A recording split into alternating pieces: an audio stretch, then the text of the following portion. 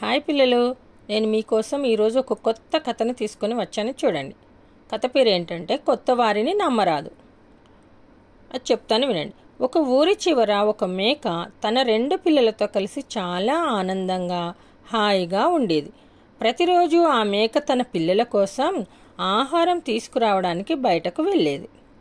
అలా మేక బయటకు వెళ్ళేటప్పుడల్లా, నేను లేనప్పుడు మీరు ఇంటిలో ఒంటరిగా ఉంటారు కదా, అది చూసి కొత్తవారు ఎవరైనా వచ్చి తలుపు కొడతారు. మీరు తలుపు తీయకండి, జాగ్రత్తగా ఇంటి లోపలే ఉండండి అని తన పిల్లలతో చెప్పి వెళ్ళేది. ఆ మేక పిల్లలు కూడా తల్లి చెప్పినట్టే వినేవి. కానీ చిన్న మేక పిల్ల కాస్త తుంటరిది. ఏం చేసింది అది చూద్దాం. చూడండి.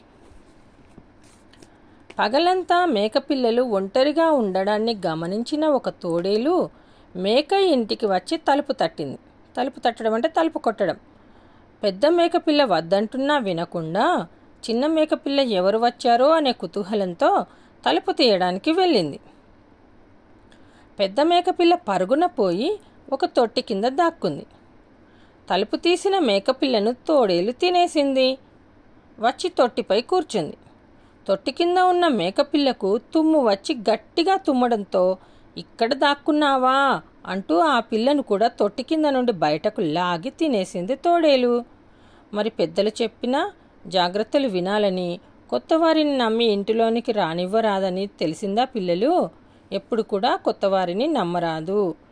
ఈ కథ కనుక మీకు నచ్చినట్లయితే లైక్ చేయండి, షేర్ చేయండి, సబ్స్క్రైబ్ చేయండి. ధన్యవాదాలు.